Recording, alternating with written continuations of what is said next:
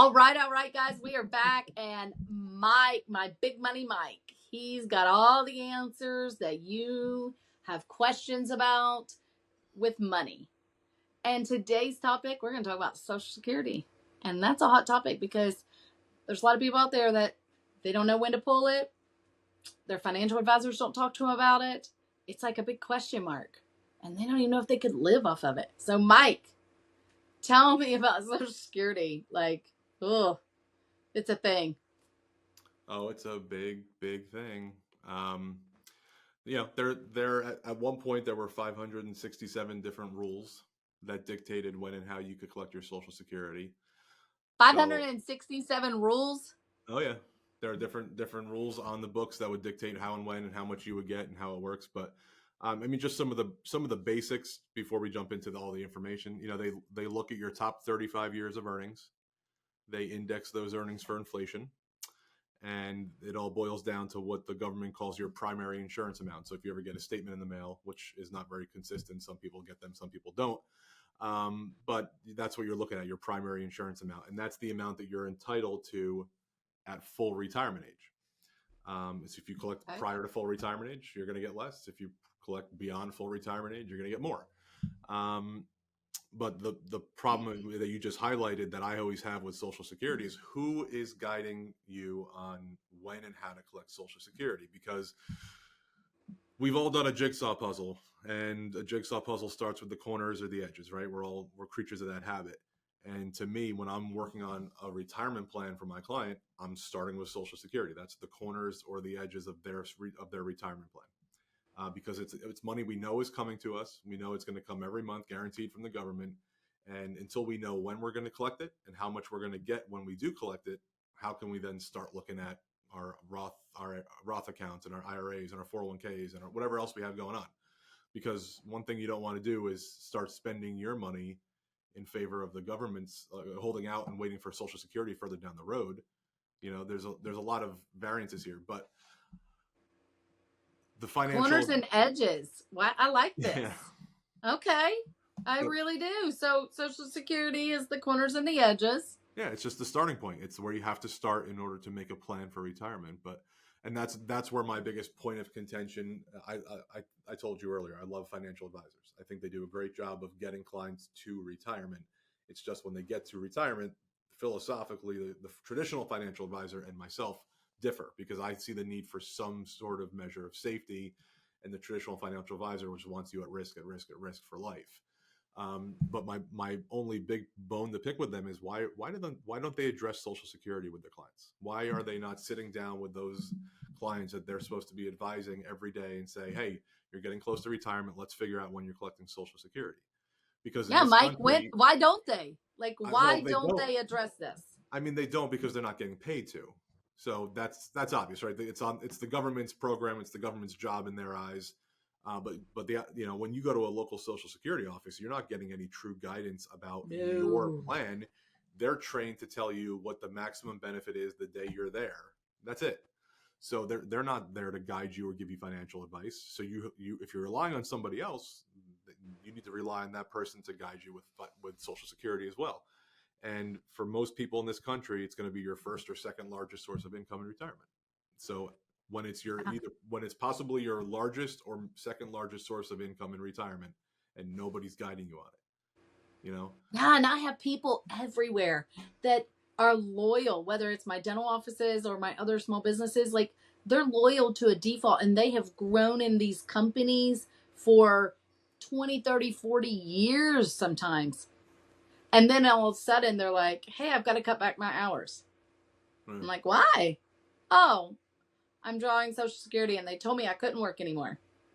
Yeah, so in 2024, the limit's around $22,000, a little bit more than that. So if you go over that amount, you have to give $1 back for every $2 you go over that limit. So a lot of people who are collecting early will slow down their hours to make sure they don't cross over that threshold. What a lot of people don't know about that, though, so I think most people understand, like, if full retirement age is 66 and you collect at 62, you're going to take like a 25% reduction. If you are working at 62 and collecting and you have to give that penalty back to the government, that then recalculates your Social Security benefits. So it doesn't really hurt you other than you have to give it back. So what was the point of collecting, right? Right. But they do calculate it back into your benefit so that if you actually fully stop working at 64, it'll almost be, your numbers will almost be like, all right, that's when you actually collected. But you know, collecting at 62 and still working, I mean, I've over the years I've become when I first started doing what I do, I was trying to get a lot of my clients to age 70, age 67, whatever it might be. Like, how can we get them to Right. delay as long as possible and get that benefit the most it can be? And then over the years, coming up with conversations with clients and learning more about human nature, um, now I'm more a bigger proponent of collecting early. But if you're still working and you don't need the money, then Right. I would never tell a client to collect. But if my clients are coming to me at 62 and they're retiring, let's say, I'm going to tell them to collect Social Security, right? Because Right. there's a couple of variables there. Number one, if you collect at 62, your break even point to get to like ahead of where you would have been if you waited till, let's say, 65 or 67, it's probably going to be about 11 to 13 years, somewhere in there. So at 62, you have to live to be, let's say, 75, which is not unreasonable. But what I've learned from a lot of my clients is, hey, I'd rather have more money at 65 than 75. I'm probably going to be doing more at 65 than I'm doing at 75. And I might have not have broke a hip. right, I'm gonna be more flexible at 65 than yeah, just more 75. travel, just be more active, whatever it is. And so people would rather have that money. Two, you don't know that you're going to get to 75. I mean, we sure hope you do, but you really don't know. Right. And You're then, right. of course, over the years, what I've also learned is math is only a very, maybe let's call it 50% of the equation when it comes to Social Security. Because I'll just give you a personal story here. My maternal grandfather had a heart attack and died at 60 years old. So when do you think my mother collected Social Security? The day she was eligible at 62. Well, she was not going to let what happened to my grandfather happen to her. You know? Right. And it was almost like she was making up for what he didn't get. And so Right. so while Social Security is a mathematical problem that I try to solve for a lot of my clients, sometimes my clients will tell me, no, we're going to do it this way. And then again, and that's okay. It just has to be part of a plan. All right, now we've got it figured out. Now we work it into the plan. We just want it on the edges. We want it to be a part of that equation. Okay. Good. So we put our Social Security in on the equation, and that's only one piece. Yes, it's always, you got to have more than just that as that's not the fallback plan. That's not retirement, right? No, I mean, there are a lot of people in this country that are living on Social Security, and I can tell you, and I'm sure anybody watching this video knows somebody that's not a way to live, and it's not, and then that's because Social Security was not meant to be a retirement plan. It was meant to be a supplement to your retirement plan. So it's meant to be a help, only a help. Exactly right, a contribution towards, and you know, when I'm doing a plan for my clients, they're typically coming to me with 401ks or IRAs and or whatever else they have going on, brokerage accounts, investments, and we're using all of that as a grand picture. So, you know, taking risk in retirement is not something I would say don't do. It's just not taking risk with everything, because there's such a big difference in your life when you retire. You know, like you and I, we're younger people right now. We're not anywhere near retirement. So if somebody came up to us tomorrow and said, hey, Hollie, what would you do if you lost your job for the next 30 years? Ugh. Right? I mean, how would you? I go get another job. Well, you would, but what if you were, I mean, retirement is losing your job for the next 30 years. When you're working, you're making an income, you're contributing to the 401k, you're adding money, you got time to go. When you're retired, no money's coming in, you're pulling from the 401k, and any kind of major loss in that investment can put you in a downward spiral where you could be out of money way sooner than you ever anticipated. Absolutely. And so I would tell anybody watching, go ahead and Google sequence of returns risk. It's a risk sequence of returns risk. It's one of the most common exposures that Americans have upon retirement that nobody ever talks about. I've been teaching for 10 years on retirement planning. And every time I'm in a room with students, I say, how many of you have heard of this? And almost never. Over 10 years, I've had 2 people who said they had heard of sequence of returns risk. That's how. So we're all Googling and educating ourselves. Yes. I'll let you know. The idea of sequence of returns risk is when you take losses will determine how long your money lasts. So a good example of this is let's say I had $100,000 to put in the S&P 500 in 2001, and I left it there for 20 years with no fees, with no withdrawals. At the Yep. end of 2020, I would have $34,000. The Okay. reason for that is I lost money in 2001 and 2002. I got bad returns in the early years of my retirement. Yeah. If I flip that around and I go from 2020 backwards to 2001, I'd have $163,000. Why? Wow. Because the returns didn't happen until the later years. Right. So what happens if you retire in 2025 and the market loses 40% of your 401k? That's it. You're just not going to, you're not going to, you don't have working years to get it back. So those years, those 3 years before, those 3 years after you retire will determine everything about you, the next 25 or 30 years of your life. And so that's why at 59 and a half, the government says, hey, you want to take some money out of your 401k? You want to do something different with it? That's the time to start thinking about it.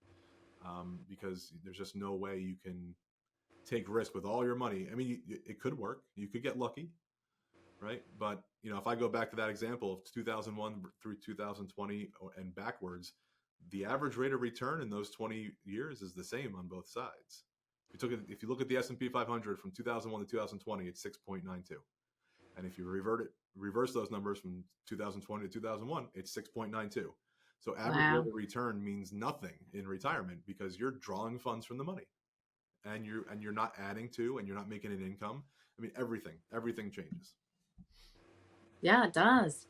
We tell our team members all the time, like, if your doctor's offering, or your provider or your business offers a 401k and they're matching, take the free money. Take it at 18 years old, take it at 16 years old, take it when you enter the work field. That's one place to put your money.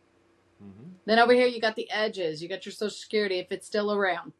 Okay? That's two places. But those aren't your only things either. You still got to prepare, and you've got to plan, and you got to sit with people, and you got to learn so that you're not just living this life and then you'll figure it out later. And there's a lot of people who do that. They're like, oh, I've got time. And then you don't have time. Right. And we have parents. What the mistakes a lot of people make are, I have 5 years to go before retirement. I'm not really worried about that yet. And then, people that were going to retire in 2009, back in 2004, 2005, weren't worried about it yet. And then lost 40% of everything in 2008. Do you know how many more years they had to work just to get back to where they were in 2004, 2005, 2006? Right. So they didn't retire into that. And that's another part of human nature is if you lose 30% of your money, you'll continue to work and work and work just to get back to where you don't have a choice. Right. Because you don't have a choice. And what people don't realize, this is just like simple math, Hollie, but people don't realize the market goes down 40%, right? You need a 67% return to get back to where you were. Your cost basis has been reduced by 40%. So if I have $100,000, I now have $60,000. Well, I need a 67% return. So the market doesn't just go down 40 and come back 40. I mean, it will, but you won't be whole, So that's what we have to concern ourselves with is how do we mitigate that potential disaster and move those landmines off to the side and make sure that we can retire when we want, because nobody should be having their retirement date dictated by the stock market, Right. A better way to do it. And then there's a lot of us that are, we've talked about this so much, but there's a lot of us that are dealing with, if you're my age, you're supporting your parents through their retirement. And your parents are the ones out there figuring out what's good for them. Am I ready to retake my Social Security, dig into my 401k? What's the plan? And we learn by the environment we're surrounded with. And when we watch that chaos, we should be learning, but instead we're just going to probably repeat it unless we stop that, unless we really see that there's a better way. And I love, Mike, that you're like, there's a better way. There's a better way because Social Security's just the outside edges. It's one piece of the jigsaw. It's not the solution. And there's got to be a lot of pieces inside of it to get figured out. I love that you're talking to us about risks. Like, this is our money.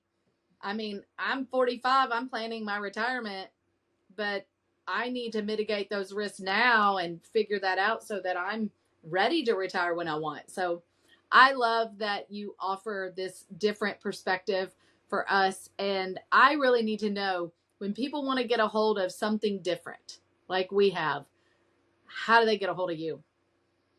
halftimewealth.com will have all of my contact information, social medias, phone numbers, email addresses, but I can be reached directly, Michael at halftimewealth.com. So halftimewealth.com, and you can definitely plan out your parents' future. You can support them right now through some stuff. You can start planning out your future and have resources available that will help you to be able to retire. Don't count on just Social Security, right? I would not. I mean, listen, I don't think Social Security is going anywhere. It's just going to Right. evolve and change. Like by the time, like full retirement right now is 67 years old for you and I. I believe by the time you and I get there, it'll be in the 70s somewhere, low 70s to mid 70s, because people are People living be longer. working until, yeah. So then people will work Be working naturally. till you're They'll work longer. 75. Yeah, I mean, it doesn't mean you have to work till you're 75. It just means that the government's not going to give you as good of a benefit until that age. So, Right. Social Security in itself, people always talk about like cutting the program, getting rid of the program, but they can't do it because of the senior vote. They can't lose the senior vote. I would beg to differ that I would be just as upset as any senior because I've been contributing to that fund since I was 13 years old. Right. As have you been, probably. Yes. So it wouldn't just be the senior vote that would be upset about them cutting the program. Taking my money out. Right, the entire country. Unless they're going to give me a check for 6.2% of every dollar I've ever earned, and they're going to return it to me, then we're even, right? We're not even with interest, but we're semi-even, and that's never going to happen either because we're not. So we need people like Halftime Wealth in our lives so that we can be planned up. All right, Mike, thanks for just talking to us a little bit about Social Security. There's a lot of people out there who's got a lot of questions, and they need a financial advisor that actually helps them with this, whether they get paid or not paid on it, that helps them to figure out their piece of the jigsaw puzzle. So halftimewealth.management. Talk to y'all soon. Thank you. See you, Hollie.